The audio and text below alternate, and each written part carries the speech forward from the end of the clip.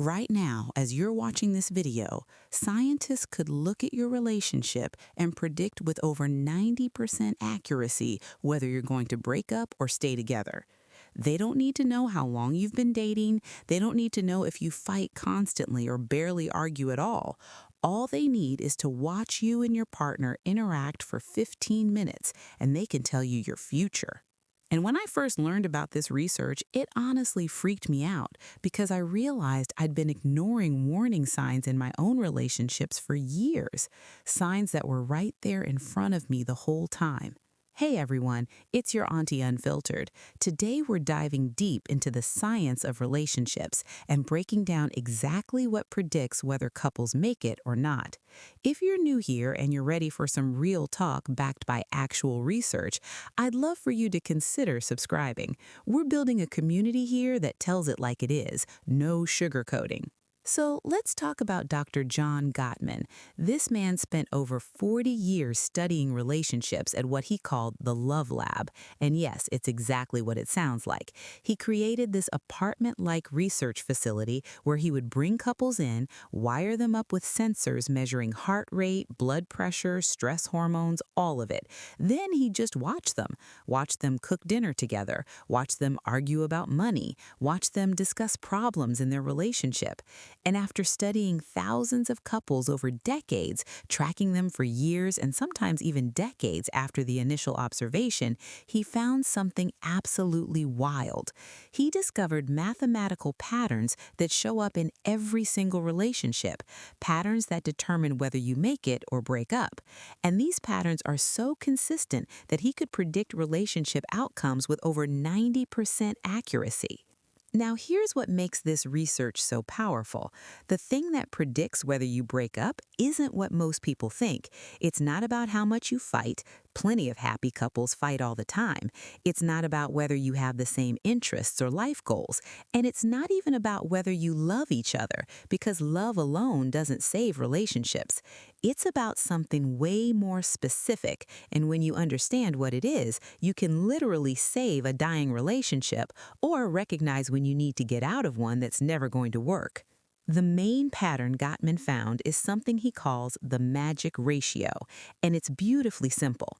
During conflict, which means anytime you're discussing something you disagree about, successful couples maintain a ratio of 5 positive interactions for every 1 negative interaction, 5 to 1. That's it. That's the magic number. If you're above that ratio during your conflicts, you're probably going to stay together. If you're below it, you're probably heading for a breakup. And this ratio predicted relationship outcomes with over 90% accuracy across thousands of couples. Now, you might be thinking, okay, but what counts as a positive interaction versus a negative one? Great question. Let me break it down for you. Negative interactions are things like criticism, contempt, defensiveness, and stonewalling. Gottman calls these the Four Horsemen of the relationship apocalypse, and that's not dramatic language. When these patterns show up regularly in your relationship, you're in serious trouble. Let's start with criticism. This is when you attack your partner's character instead of addressing a specific behavior. So instead of saying, I felt hurt when you forgot our anniversary, you say, you never remember anything important because you're completely selfish and you don't care about anyone but yourself. See the difference? One addresses the behavior, the other attacks the person. Then there's contempt. This is the big one. Contempt is the single biggest predictor of divorce, bigger than cheating, bigger than financial problems, bigger than everything. Contempt is when you treat your partner with disrespect, mockery, or disgust, rolling your eyes when they're talking, making sarcastic comments designed to belittle them, calling them names with genuine disdain, acting morally superior. And here's why contempt is so deadly. You can forgive infidelity. People do it all the time. You can work through financial stress. You can compromise on lifestyle differences. But you cannot rebuild a relationship where one person views the other with disgust. Because contempt means you've lost respect. And once respect is gone, love cannot survive. The third horseman is defensiveness. This is when you respond to criticism, even legitimate criticism, by making excuses or playing the victim instead of taking any responsibility. It's not my fault I forgot. I've been so stressed at work. Well, maybe if you reminded me, I would have remembered. You're overreacting. It's not that big a deal. That's defensiveness, and it shuts down any possibility of resolution. And the fourth horseman is stonewalling. This is when you completely shut down during conflict and refuse to engage. You give your partner the silent treatment. You walk away mid-conversation. You just go blank and stop responding. And the person doing it usually thinks they're being mature, that they're avoiding escalation. But to the other person, it feels like abandonment, like you don't care enough to even fight. Now, here's what's fascinating. When someone stonewalls, their heart rate actually spikes above 100 beats per minute. They're physiologically flooded. Their nervous system thinks they're under attack, so they shut down to protect themselves. But even though it's a protective response, it destroys relationships because you can't resolve conflict with someone who won't engage. So those are the negative interactions, the four horsemen. Now let's talk about the positive ones. Positive interactions during conflict include showing interest in what your partner is saying, even when you disagree, displaying affection even when you're upset, being playful or using humor to lighten the mood without being sarcastic or dismissive, showing empathy, actually apologizing when you're wrong instead of deflecting, and validating your partner's feelings, even if you don't agree with their perspective. And here's the thing most people get completely wrong. Gottman found that it's not about never having conflict. Happy couples fight. Sometimes they fight a lot. The difference is that when they do fight, they maintain that 5-to-1 ratio. For every critical comment or defensive response, they balance it out with 5 moments of connection, understanding, or affection. Think of it like a bank account. Every interaction is either a deposit or a withdrawal. Positive interactions are deposits, negative ones are withdrawals. And most people think that as long as you're not overdrawn, you're fine. Like as long as you have slightly more positive than negative, you're good. But that's not how it works. You need a massive buffer. You need $5 deposited for every $1 withdrawn, because negative interactions hit way harder than positive ones feel good. It's like how getting cut hurts way more than a gentle touch feels pleasant. The negative stuff carries more emotional weight, so you need to seriously outnumber it with positive stuff just to stay balanced. And that right there, the 5-to-1 ratio, changed how I looked at every relationship I've ever been in. If you're finding this as eye-opening as I did, let me know with a quick like. It tells YouTube that this kind of content is helping people, and it helps me know I'm on the right track. Now here's something even more important than the ratio itself. Gottman found that what really separates successful couples from failed ones is something called repair attempts. These are the things you do during or after a conflict to de-escalate tension and reconnect with your partner. A repair attempt could be something as simple as reaching for their hand during an argument, making a joke to break the tension, not a sarcastic dig, but genuine humor, offering a sincere apology, saying, "I'm sorry, can we start this conversation over?" Acknowledging their feelings even if you still disagree about the issue. The couples who stay together are really good at repair attempts, and more importantly, they're good at accepting their partner's repair attempts. The couples who break up either don't make repair attempts at all, or when one person tries to repair, the other person rejects it or doesn't even notice it. And once you start missing or rejecting repair attempts, you enter what Gottman calls negative sentiment override. This is when you start interpreting everything your partner does in the worst possible light. They could do something nice for you, and you assume they have an ulterior motive. They can make a neutral comment, and you hear it as criticism. They could offer a repair attempt, and you see it as manipulation. It's like wearing glasses with a dark filter. Everything your partner does looks suspicious or annoying, even when they're genuinely trying to be kind. And the scary part is, most people don't realize they're wearing these glasses. They just think their partner has gotten worse, when really their perception has shifted. On the flip side, couples in positive sentiment override give each other the benefit of the doubt. If your partner snaps at you, you think they must be having a bad day instead of they're such a jerk and they don't respect me. You interpret their actions generously instead of assuming the worst. And this creates a positive feedback loop where the relationship keeps getting stronger. Now, here's something that's going to blow your mind. Gottman found that 91% of the time, you can predict how an argument will end based on the first 3 minutes. The first 3 minutes. If you start harsh with criticism or contempt, the fight will end badly no matter what happens after. If you start soft with curiosity or empathy, you have a chance at resolution. It's called the harsh startup, and it poisons everything that comes after. Most people think what matters is how you finish the fight, how you reconcile at the end. But the data shows that the beginning determines the ending. Those first 3 minutes set the emotional tone for the entire conversation. If you come in hot, immediately critical, your partner gets defensive. Then you get more critical because they're being defensive. Then they either fight back or shut down completely, and you both end up somewhere terrible, saying things you don't mean, feeling awful.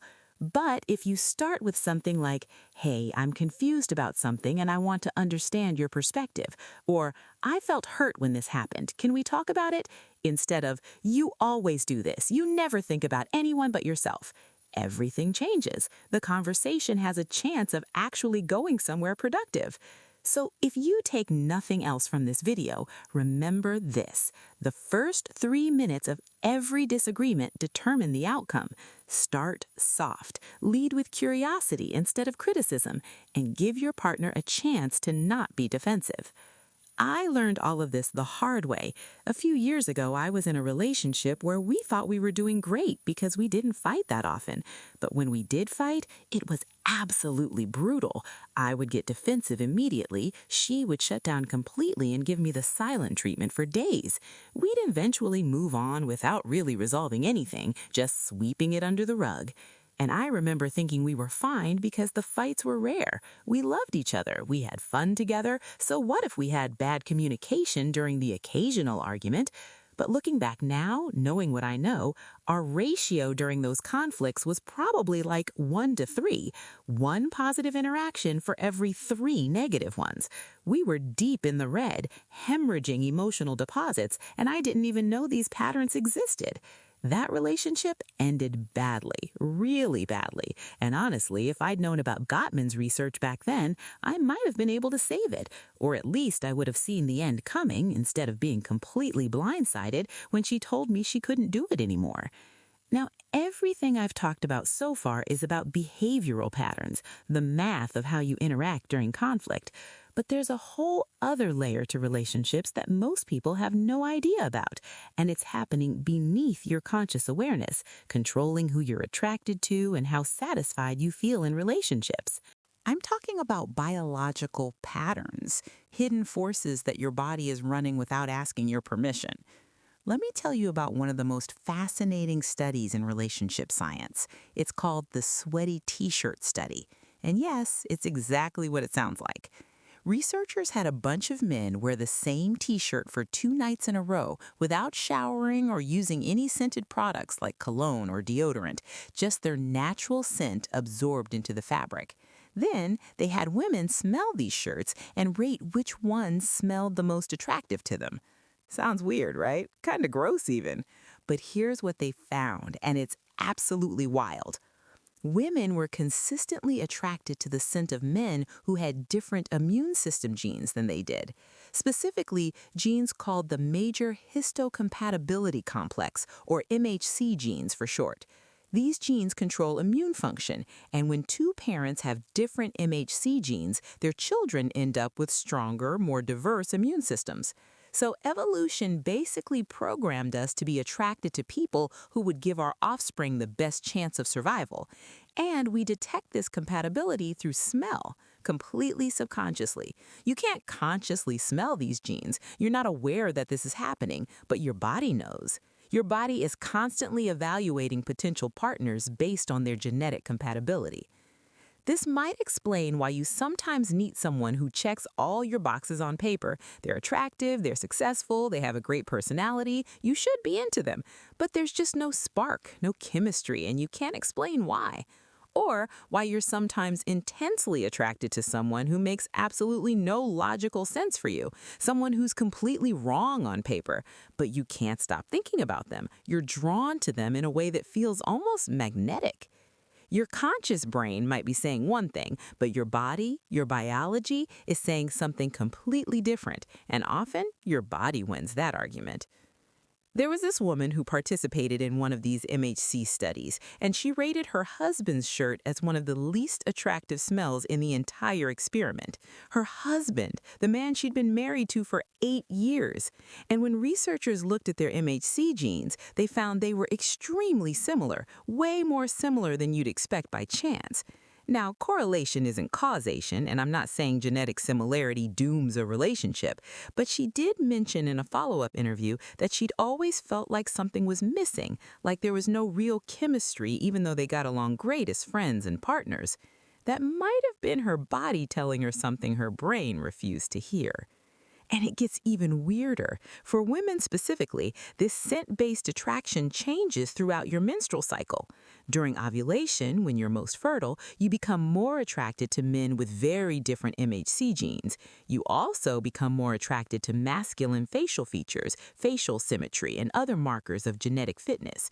But during the rest of your cycle, you prefer men with more signs of being a good long-term partner, signs of kindness, emotional stability, resources, the dad qualities instead of the genetic fitness qualities.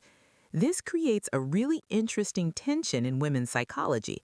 You might be in a committed relationship with a stable, investing partner who's great for long-term compatibility and co-parenting, but during ovulation, you might experience heightened attraction to men who show more genetic fitness markers, guys who are more masculine, more physically attractive, maybe a bit more risky or exciting.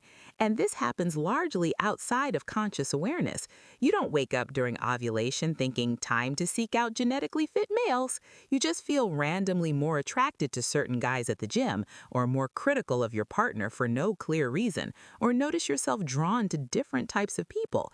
Now, before anyone panics and thinks this means women are biologically programmed to cheat, that's not what this research shows. It just means that attraction is way more complex and biologically driven than we usually acknowledge. Understanding these patterns can actually help relationships because it explains seemingly inconsistent feelings. It reminds us that we're not always in full conscious control of our attraction responses. And there's even more emerging research suggesting that couples develop similar microbiomes over time. Your microbiome is all the bacteria living in and on your body, and studies show that romantic partners share more similar microbiomes than unrelated individuals, and this similarity increases the longer you're together. What's really fascinating is that we might be detecting microbiome compatibility through things like scent or kissing. Every 10-second kiss transfers about 80 million bacteria between partners, so you're literally sampling each other's biology, and your body might be making compatibility assessments based on that information. This stuff sounds like science fiction, but it's real. Your body is running all these biological compatibility tests without asking your permission, and these tests influence who you're attracted to and how satisfied you feel in relationships. But there's another system running beneath your awareness that's even more powerful than biology, and it can destroy even the most compatible relationship if you don't understand it. I'm talking about your attachment system and the subconscious threat detection it creates. There's something psychologists call the dependency paradox, and it's completely counterintuitive. You think that the more independent and self-sufficient you were in a relationship, the healthier it would be, right? Wrong. Research shows the opposite is actually true. People who feel securely attached and aren't worried about their partner leaving them actually become more supportive, more giving, and more responsive to their partner's needs, and this strengthens the relationship even more. But when you feel insecure about your partner's commitment, something really interesting happens in your brain. You develop what researchers call a subconscious threat detection system. Basically, part of your brain becomes constantly vigilant for signs that your partner might be losing interest or planning to leave. You start monitoring everything. You analyze their texts. You notice if they seem less affectionate than usual. You look for evidence that confirms your fear that they're going to abandon you. And because your cognitive resources are tied up in this monitoring, in this constant vigilance, you actually become less capable of being a good partner. You become more critical because you're seeing threats everywhere, more needy because you need constant reassurance, more defensive because you interpret everything as potential rejection, and this creates a self-fulfilling prophecy. Your insecurity makes you behave in ways that push your partner away, which confirms your fear that they were going to leave, which makes your insecurity worse, and the cycle continues until the relationship actually ends. The wild thing is that this threat detection system operates mostly outside your conscious awareness. You might think you're being supportive and loving, but if you're insecure underneath, your behavior tells a different story. You might be checking their phone when they're in the shower, analyzing the tone of their texts to friends, getting jealous when they spend time with other people, creating tests to see if they'll prove they love you. And all of this pushes your partner away, which confirms your fears, which makes the insecurity worse. This is why attachment styles matter so much. And your attachment style was formed before you could even talk, based on how your caregivers responded to your needs as an infant and toddler. If your parents or caregivers responded to your needs consistently, you developed secure attachment. You learned that people are reliable and love is safe. You learned that when you reach out, someone will be there. If they were inconsistent, sometimes loving and sometimes distant or unavailable, you developed anxious attachment. You learned to constantly monitor for abandonment because you never knew if your needs would be met or ignored. If they were cold, dismissive, or emotionally unavailable, you developed avoidant attachment. You learned to handle everything alone, to never depend on anyone, because depending on people only led to disappointment or rejection. And these patterns you learned before you were age 2 are still controlling your relationships right now. That's why you get jealous over things that don't matter, why you run when things start getting close, why you stay in bad relationships hoping the person will change, why you test your partner constantly to see if they'll prove they love you. It's not a character flaw, it's not weakness, it's your nervous system responding to patterns you learned before you even had language to describe what you were experiencing. Studies have shown that anxiously attached people will show increased relationship anxiety after being exposed to words related to separation that flash on a screen too quickly for conscious recognition. Their attachment system responds to threats they don't even consciously perceive. It's operating at a level beneath awareness, constantly scanning, constantly vigilant. People with avoidant attachment have the opposite problem. Their threat detection system is hypersensitive to commitment cues and intimacy. When things start getting too close, when someone wants to get too emotionally intimate, they unconsciously pull away. They might pick fights over nothing, focus obsessively on their partner's flaws, just become emotionally distant for no clear reason. And like anxious people, they're responding to triggers outside conscious awareness. But here's the good news. Attachment styles aren't permanent. They feel permanent because they're so deeply wired, but they can change. You can develop what's called earned secure attachment by being in a relationship with someone who's securely attached and learning new patterns from them, or through therapy, or just through understanding these patterns and consciously working to change your responses. But you have to first understand that these systems exist, that they're influencing your behavior in ways you don't realize, that the jealousy or the distance or the constant need for reassurance isn't really about your current partner. It's about patterns formed decades ago that are still running in the background. So let me bring all of this together. You've got mathematical patterns at the behavioral level that predict relationship success with 90% accuracy. The 5-to-1 ratio, the Four Horsemen, repair attempts, harsh startups. These are the patterns you can see and measure and consciously work to change. But you've also got biological patterns like MHC compatibility and microbiome sharing that influence attraction outside your conscious awareness. Your body is choosing partners based on genetic information you can't perceive.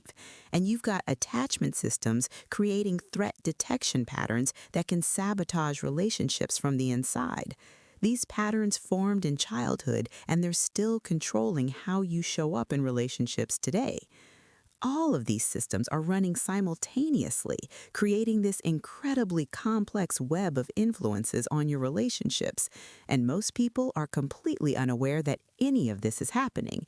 They just feel attracted or not attracted, satisfied or unsatisfied.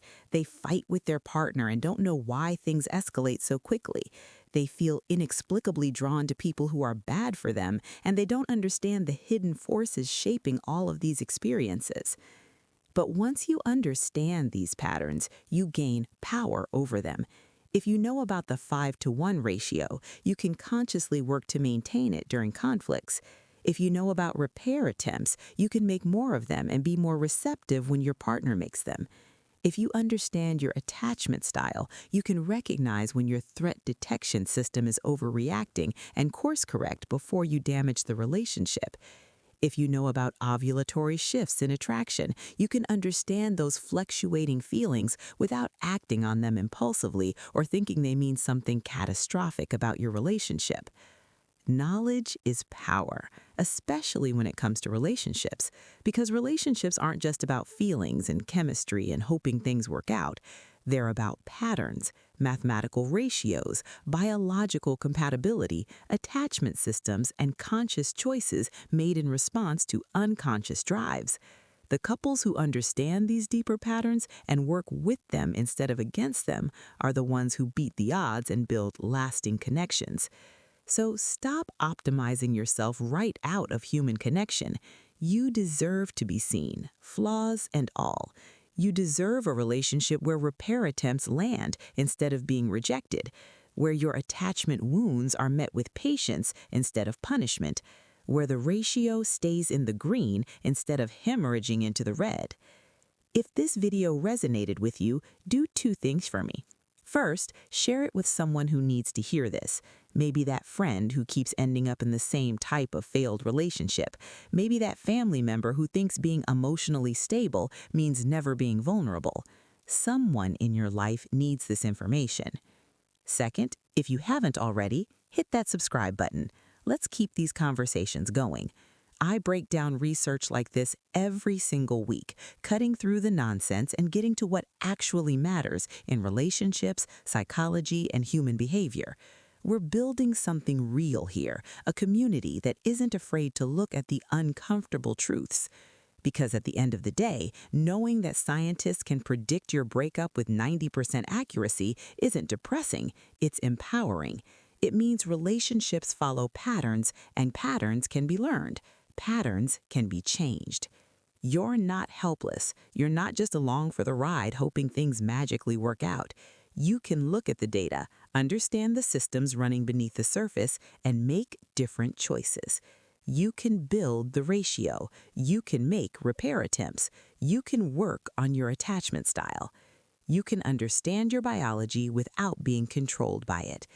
Maybe that's the real secret. Not that relationships are predictable, but that they're understandable. And anything you can understand, you can improve. Thanks for watching. I'll see you in the next one.